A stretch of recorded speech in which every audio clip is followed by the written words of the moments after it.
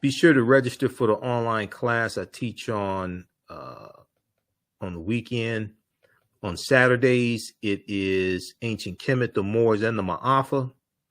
Understanding the transatlantic slave trade, what they didn't teach you in school. I do a PowerPoint presentation. We have book references, articles, video clips, and we deal with thousands of years of history and what leads up to the transatlantic slave trade taking place. So you can use this information with your children. Also, I would say the content is PG-13, and it's very interactive. You know, we have a ton of information in it. It's very visual.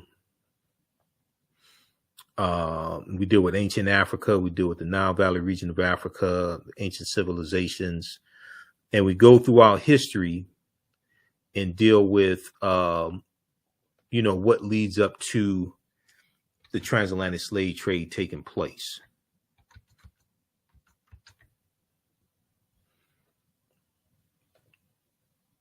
Okay, let me flip over this here. So I'll post the link again. You can register for the class. Then also it's at our website, AfricanHistoryNetwork.com. Okay, so some of the things we deal with in the online course, we deal with the 800-year occupation of Europe by the Africans known as the Moors. We deal with some of the origins of Freemasonry, and we deal with similarities between the layout of Washington, D.C. and ancient Kemet also. Tony Browder deals with this a lot in Egypt on the Potomac.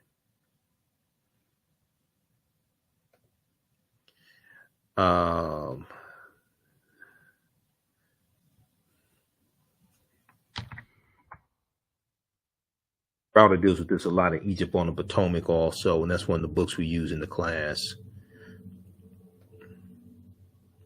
So we deal with the first Holy Trinity of Ausar, Auset, and Heru, who the Greeks called Isis, Osiris, and Horus. And we deal with a timeline of history as well, thousands of years that lead up to the transatlantic slave trade taking place. Okay.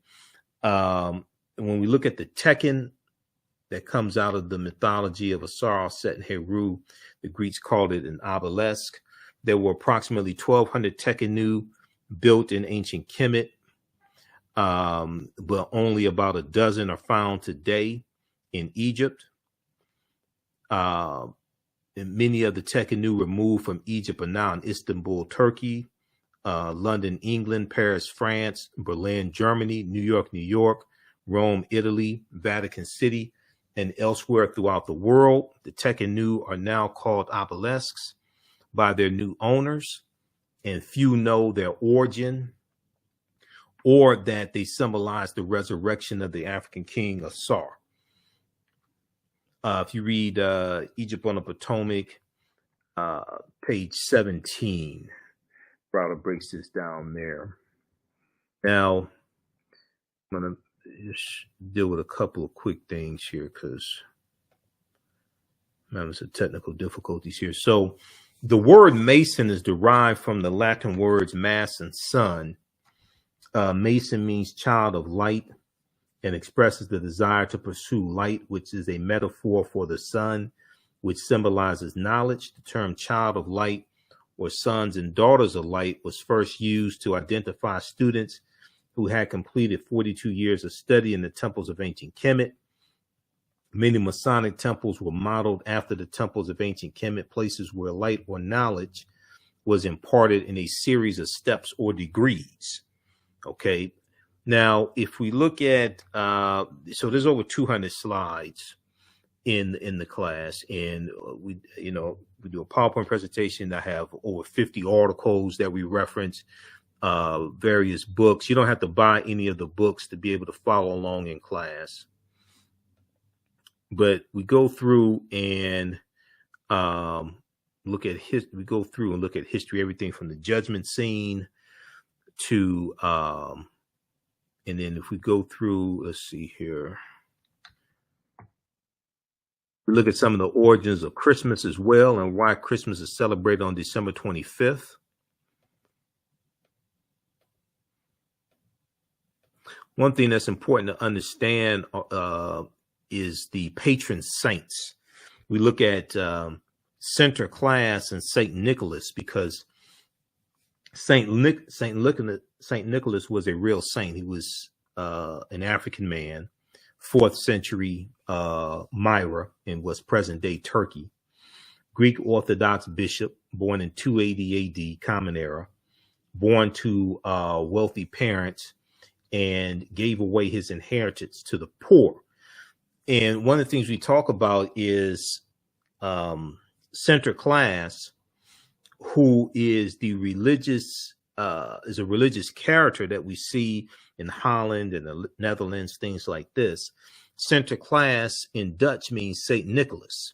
Okay, Sinterklaas in the Dutch language means Saint Nicholas, and we're going to see that it's going to be this religious figure of Sinterklaas that wears red and white. We're going to see that it's this religious figure that then gets transformed into Santa Claus.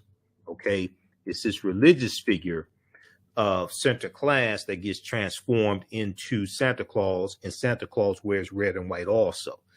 We're going to see that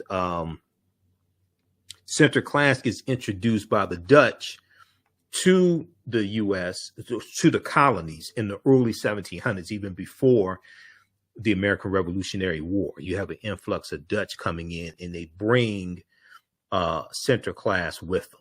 Okay, and Sinterklaas has a sidekick who's a Moor named Zwarte Piete, Black Pete. So we get into this mythology in the class, and this deals with the dehumanization of the Moors also. Okay, Zwarte Piete means Black Pete, and one of the versions of the story, Black Pete is a Moor who is really a slave to Sinterklaas. Some say a servant, some say a slave to Sinterklaas.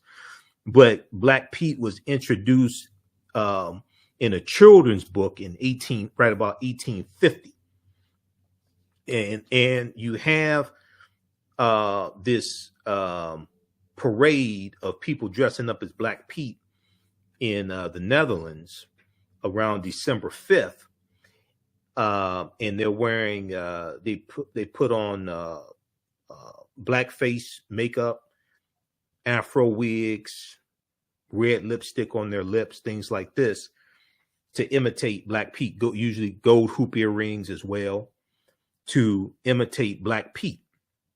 But this is very dehumanizing, and each year there's more and more backlash against this celebration that takes place. All right. Dominique said, thanks for being consistent. This ain't easy, trust me. So we deal with the origins of the, Immaculate Conception story and the virgin birth and the adoration, things like this. These are very ancient stories that date back to at least 3300 BC in ancient Nubia, Ta-Nehisi. These are stories retold over and over again, adapted to various people's cultures. We deal with why Christmas is celebrated on December 25th as well. So we go throughout history to understand what happened to us. We look at the, even before slavery existed, we deal with the African presence in the Americas and in South America, going back at least 56,000 years ago. We look at some work from Dr. David Imhotep, who wrote the book, The First Americans Were Africans, Documented Evidence. Some of you all have seen the interviews I've done with him. He's a friend of mine. I've interviewed him a number of times. Some of you have heard seen some of the interviews. Some of you have read his book. His new book is out. His second one, The First Americans Were Africans, Revised and Expanded. We deal with we look at some of the pre-Christian origins of Christmas as well. The festival of Yule, Saturnalia, the Roman festival of Saturnalia, the Persian festival of Mithra. These are precursors to the Christian celebration of Christmas. Okay, so you know, historical events don't happen in a vacuum. They are the culmination of a sequence of historical events that take place, and we have to understand how all this is connected. All right, we look at the film Black Panther and the African influence in the film Black Panther. There were 11 different African cultures that we see represented in the film Black Panther. And when you see the Panther deity of Bast, the Black Panther, the Black actual Panther deity that they say watches over the people of Wakanda.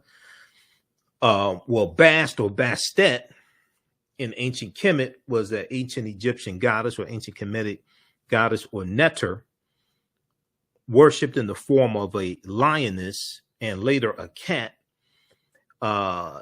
She was a neter of warfare in Lower Kemet and worshipped as early as the Second Dynasty, or around 2890 BCE, before the Common Era. When we look at Wakanda in the comic books and Wakandan religion and its tribes, the religion of the Wakandan people, and Wakanda is made up of 18 different clans of people, or 18 different cultures. Okay, you have the Jabari tribe, you have the crocodile tribe, things like that. Wakanda, even though it's one nation, there are different ethnic groups in Wakanda. There's 18 different tribes that make up the people of Wakanda. So the religion of the Wakandan people first developed through the pilgrimage to the land. In their conflict with the originators, the gods of Wakanda formed from the heroes of humans within the tribe. Ascending to the status of a god, these heroes became known as the Orishas. Now, the Orishas are the name. That's what the deities in the spiritual system of Ifa, practiced amongst the Yoruba in Nigeria, is called the Orisha. The deities, the forces of nature, just like the Neteru, they're called the Orisha. Taking the names Koku, Thoth. Now, Thoth is what the Greeks call Dehuti. Okay, Dehuti is the one that delivers the Annunciation to the Virgin Auset that she's going to give birth to Heru, who the Greeks called Horus, what you call an Immaculate Conception. That's Dehuti, who is the neter of divine articulation of speech and science and mathematics, things like this. That's Dehuti that has the ibis, the deity with the ibis head. That's Dehuti that delivers the Immaculate Conception. Okay, well, the Greeks called Dehuti Thoth. So you have the names Koku, Thoth, Bast, coming from Bastet, from ancient Kemet, Mujaji, and Ptah, which is one of the original neter, Ptah, coming from ancient Kemet, and Niami. The Orishas' origins date back to the ancient Egyptian beings known as the Ennead. Now, this is straight from the Black Panther comic book. This is straight from the world of Wakanda. The Ennead is Greek, which means 9. It refers to the original 9 Neteru, the Ennead. So when you get into so this is just a few other things that we deal with in the class is deep. That's why it's 10 weeks, right? What are the Ennead? Ennead means group of 9 in Greek. In Kemet, they were called Pesjet. The 9 Neteru were Atom, the sun, Shu, air, Tefnut, moisture, Geb, earth, and Nut, sky, Ausar and Auset, Seth, and Nephthys. Okay, You read pages 274 to 277 of Ancient Egypt by Lorna Oakes and Lucia Galen, and also Nile Valley Contributions to Civilization. They break this down, dealing with the Ennead. Well, that's all in the Black Panther comic book. So when we deal with the Black Panther and especially the movie Black Panther, I've done lectures on this. I mean, the Black Panther, man, reconnects us to African history and culture. It's a deep movie. I had to do a lot of research to really be able to do my lectures dealing with the film Black Panther. Okay, so and then the language spoken in the film Black Panther is isiXhosa. isiXhosa is a Bantu language. All right, just like Kiswahili is a Bantu language as well. The language spoken in the film Black Panther is a real language. It's isiXhosa, and it's spoken in Southern Africa. Okay, so we deal with different African nations and civilizations like Carthage. Okay, and we deal with Hannibal Barca. Okay, Hannibal in the Battle of Cannae, 216 BC, and what happened to Carthage? Carthage destroyed by Rome, 146 BCE, before the Common Era. We deal with Ta-Nehisi. We deal with Great Zimbabwe. It's a ton of information that we deal with in the class. Okay, so this is a 10-week online class. Now, we do the sessions live. All the sessions are archived and recorded, so you can go back and watch it anytime. Okay, you can go back and watch it as much as you want to, and even after the 10-week online course is over with, these are actual slides from the class, by the way. After the 10-week online class is over with, you can still have access to the full class. You can watch it as much as you want to. Right? And we deal with the Moors, the Africans known as the Moors, going into the Iberian Peninsula, today known as Spain and Portugal, in 711 AD. And they fight against the Vandals and the Visigoths. And I wish we had never taught them, okay? Because everything we taught the Europeans came back to kick us in the behind. George G.M. James talks about the Moors and stolen legacy. He said the Moors were the custodians of the ancient Egyptian mystery system. The Moors are taking the teachings from the Nile Valley region of Africa into Europe, and this is going to bring Europe out of the Dark Ages. And when you look at Columbus is using nautical instruments based upon technology that the Moors introduced into Europe. All that stuff came back on us. The Moors introduced something called a fire stick. Dr. Jose Pimenta Bay talks about this. They introduced something called a fire stick, which is a long stick that fire one projectile. The Europeans are going to take this and create the first firearm in Europe in mid 14th century AD, right around 1346 AD. So when they're going into these lands and conquering people, they're taking firearms, the cannon, the Bible, alcohol, disease, all types of things. All this stuff comes back to all of this comes back to kick us in the behind.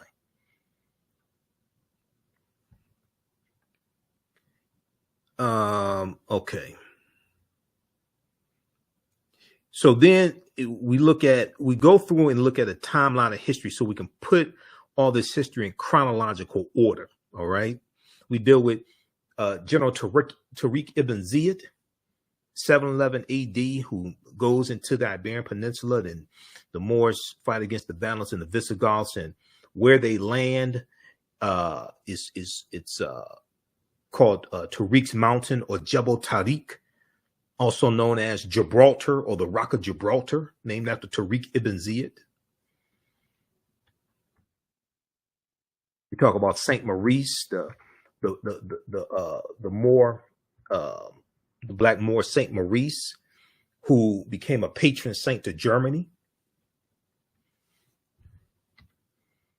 So we have to, especially during African American History Month, Black History Month, we have to deal with this type of history. Okay. Yes, we talk about yes, we have to talk about the history of slavery, but put it into historical perspective. Okay. This is, you have to deal with the history before 1441, before the transatlantic slave trade begins. You have to deal with the history before 1526 and the Spanish are taking Africans into the territory we call South Carolina and Georgia. You have to deal with the history before 1619 in Virginia. And the 20 and odd Africans are on the White Lion pirate ship in exchange for food and water and supplies. We can't start our history conquered by Europeans, shackled in chains. Okay, our history doesn't begin there. And if you think that your history starts in slavery, you'll mistakenly think anything you do after slavery is somehow progress. These are the national flags of Corsica and Sardinia. Okay, the French island of Corsica and the Italian island of Sardinia. They have the Moors' heads on them because the Moors were in those areas, and it took a monumental effort to conquer the Moors. So they have the Moors, the African Moors' heads on their national flags today. When you research this, they still have them on their national flags today.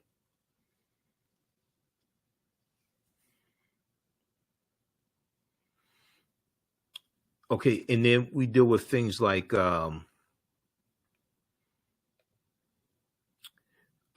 Christopher. We have to deal with Columbus, and one of the books we look at is Christopher Columbus and the African Holocaust, Slavery and the Rise of European Capitalism. We look at Columbus and what was Columbus searching for? What was his deal with King Ferdinand and Queen Isabella? But when, Columbus never comes to the land that we call the United States of America. The closest he comes here is Cuba, which is 90 miles away. He never comes to the land that we call the United States of America. Where does he go? His first voyage in 1492, he goes into the Bahamas, what he calls San Salvador, which means Saint Savior. He goes into Cuba. He goes to Hispaniola. And on the western portion of the island of Hispaniola, the western third of the island of Hispaniola, is Santo Domingo or Saint Dominique, or what becomes Haiti or Haiti. Okay, Haiti coming from the name from the Taino, Haiti. And then we know that we know France is going to take over Haiti. Okay, take over. They'll take over that western third, called it Saint Dominique, and then you have the Haitian Revolution, 1791 to 1804, and the Haitians are going to call it Haiti. Those Africans are going to call it Haiti. But because of the Haitian Revolution, and because partly because France is spending so much money, about to go bankrupt, fighting the Haitians, they sell the land that they have here, the Louisiana territory, 828,000 square miles of land for less than 3 cents an acre. The U.S. buys that for about $15 million. And what this does is this doubles the territory of the U.S. at the time and increases the need for more African slave labor here in the U.S. because the U.S. carves out about 15 states out of the territory that they buy from France. Now, we know France stole it from Native Americans and African people who were already here. France had no legal claim to it. But because of the increase of land that the U.S. gets, this increases the need for African slave labor in those territories that they decide to have slavery. So we get to see how all these different historical events are connected. And Cuba, Haiti, Jamaica, these Caribbean islands that were conquered by Columbus over 500 years ago have never recovered from what happened to them. They've never recovered from what Spain did to them. They never recover from what Spain did to them, or Great Britain. We know that Great Britain takes over Jamaica and colonizes Jamaica. Okay, Jamaica, they never recover from that. This is why many of these Caribbean nations are seeking reparations from these European nations, rightfully so. All right, so this is just a brief overview. There were over 200 slides in the class, okay? If you like this type of information, go ahead and register for our online class. We have the link in the thread of this broadcast here. And this helps support the African History Network. This helps us stay on the air, keep broadcasting, pay the bills. And the class is on 2 different digital platforms. I have to pay each month for those platforms. So this helps support all of this. The class is on sale, only $80, regularly $130. It's a 10-week online class. It takes a lot to teach the class. I teach that class on Saturday. On Sundays, I teach from ancient from the Civil War to the Civil Rights Movement and Black Power, 1865 to 1968. And that's both classes are 2 p.m. to 4 p.m. each day, one on Saturday, one on Sunday. If you miss class, that's fine. All the sessions are archived and recorded. You can go back and watch it anytime, not a problem. If you've taken any of my online classes in the past, email me at ahnshow@africanhistorynetwork.com. You get a 50% discount. Okay. Now, as soon as you register, there's content you can start watching. You can watch last week's class, and there's bonus content. There are also going to be 15 bonus lectures that you get from me when you register for Understanding the Transatlantic Slave Trade. It's the Michael Imhotep 15 lecture bundle pack, the Black History Month bundle pack. You get the lectures in digital download format. Okay, so they'll be there because I'm uploading those this weekend. So you get 15 extra lectures. So it's a huge value that you get. Now, you can register for both classes. We have a bundle pack where you can register for both classes for only $120. The classes are regularly $230 each. We have a bundle pack. You can register for both classes for $120. Okay. And if you've taken any of my online classes before, and I've been teaching these classes since 2017, Understanding the Transatlantic Slave Trade, I've been teaching that on and off since 2017. And from the Civil War to the Civil Rights Movement and Black Power, I've been teaching that since 2021, because there's so much information I had for Understanding the Transatlantic Slave Trade. There's so much information. I could not get all of it into 10, 11, or 12 weeks. So from the Civil War to the Civil Rights Movement and Black Power, I had to split that up. Now, see, this is the binder that I use for the second class, where we deal with history from. We start with the Louisiana Purchase in 1803.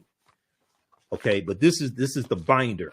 Everything from the Louisiana Purchase to the Missouri Compromise of 1820 to the Kansas-Nebraska Act of 1854, Mexican-American War 1846-1848, Treaty of Guadalupe Hidalgo 1848. We did all that in the second class.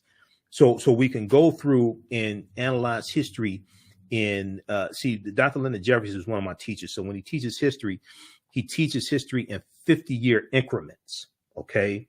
So this is where I learned this from. So we go through in each class with from the Civil War to the Civil Rights Movement, 1865 to 1968. We go through and look at history in 10, 15, 20-year increments.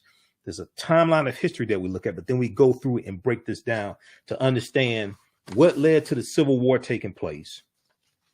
We look at the Compromise of 1877. We look at, like last week, the class we just did this past week, we looked at the American Nativist Party that was created around 1854 called the Know Nothings. And this is they were created right before the Republican Party was created in 1854, because the Republican Party was created as a backlash to the Kansas-Nebraska Act of 1854, which allowed the territory out west. It left up to the people moving to that territory to determine whether or not they were going to have slavery, which infuriated a lot of abolitionists. Okay, this allows slavery to spread, and you're going to have armed conflict in the Kansas territory called Bleeding Kansas from 1855 to 1859. You have armed conflict between pro-slavery and anti-slavery groups in the Kansas territory. It's called Bleeding Kansas, right? These are events that lead up to the Civil War exploding. The Civil War didn't just happen out of anywhere. They were trying to keep a civil war from happening, going back. When you look at things like the Missouri Compromise of 1820, which dealt with organizing the land that the U.S. got from the Louisiana Purchase of 1803. And the Missouri Compromise of 1820, it allowed Missouri to come into the Union as a slaveholding state and allowed Maine to come in as a free state because they kept a balance between slaveholding states and free states. So in 1820, there was 11 slaveholding states and 11 free states. So they kept a balance, but the Missouri Compromise passes Congress. Okay, this becomes law, passes Congress, and it states that slavery is prohibited in the remaining territories. Okay, this is organizing that land that the U.S. got from the Louisiana Purchase. Well, in the Dred Scott decision, March 6, 1857, the U.S. Supreme Court rules that the Missouri Compromise of 1820 is unconstitutional, which nullifies Dred Scott's argument because Wisconsin was one of the territories that Dred Scott was taken into. Wisconsin was free territory because of the Missouri Compromise. The U.S. Supreme Court ruled that the Missouri Compromise is unconstitutional. Now, the Kansas-Nebraska Act of 1854 is going to replace the Missouri Compromise, but here you have the judicial branch of the federal government interpreting law from the legislative branch of the federal government, and they nullify Dred Scott's argument. A lot of people say, oh, they said, no black man has a right, another white man has to honor, and black people can never be citizens, things like this. They don't read the rest of the ruling. They rule that the Missouri Compromise is unconstitutional. So that's 1857. Now that's after the Fugitive Slave Act of 1850 became law, which is part of the Compromise of 1850, which dealt with 5 bills to organize the land that the U.S. got from Mexico after the Mexican-American War ended. So we go through history and look and see what leads to the Civil War taking place, 1861, 1865, attack on Fort Sumter, April 12, 1861. After Lincoln wins the presidential election, November 6, 1860. He's the Republican candidate for president. The Republican Party is only 6 years old at this time. Republican Party wasn't founded until 1854. They're only 6 years old. 6 weeks after Lincoln wins the presidency, becomes president-elect, South Carolina becomes the first state to secede from the Union, December 20th, 1860. And this is going to lead to the Civil War exploding. Then we deal with the Reconstruction era, 1865, 1877, which is not taught a lot in schools. And teachers don't really know about the history of Reconstruction. Okay? Teachers really don't know about the history of Reconstruction. So I'm going to show you this, and then we got to get out of here because I have a lot of work to do. And I have to teach 2 classes this weekend and do a presentation. And I have to do Roland Martin Unfiltered on Friday. And I do my radio show Sunday night, 9 p.m. to 11 p.m. Eastern Standard Time, the African History Network show. So we're on Monday through Friday, 11 p.m. to midnight, but Sundays we're on 9 p.m. to 11 p.m. Okay, so let me close this here. Time Magazine has this piece. I did a presentation for Tech Town here in Detroit. What was that, Wednesday? Did it Tuesday for Black History Month. I did a presentation for them. I was on a panel discussion dealing with reparations for Zeta Phi Beta Sorority Incorporated on Wednesday. Today was my slow day, by the way. Today was the way this week is going. Thursday was my slow day. This article right here from Time Magazine. We talked about it before here on the show. This is crucial. The new report finds that 45 states are failing to teach students about the period that shaped race relations after the Civil War. This is dealing with Reconstruction. This article is from January 2022. Okay, from January 2022, 45 states out of 50 are failing to teach students about Reconstruction. And when you read this article, this is from January 12, 2022. One of the things they talk about in here is they connect the political violence during Reconstruction targeting African Americans and white Republicans, but especially African Americans, to keep us from voting. They connect that to the January 6th, 2021 insurrection. Okay, which and that dealt with trying to overturn election results, especially nullify votes from African Americans. So all this history is connected. Okay, so read that one. All right, so look, we have to get out of here. So be sure to register for the online courses that I teach. How you all like this type of information?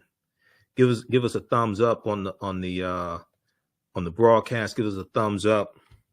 Give us a heart. Give us a like. How you all like this type of information? You can register for the online classes. I posted the link here. If you've taken any of my classes before, email me at ahnshow@africanhistorynetwork.com or the ahnshow@gmail.com. You can email me there as well. And you'll get a 50% discount also.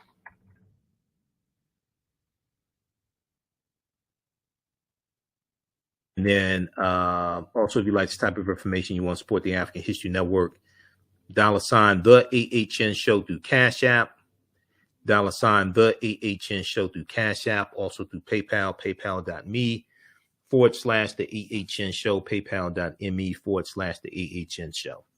And we have the link there in the broadcast here as well.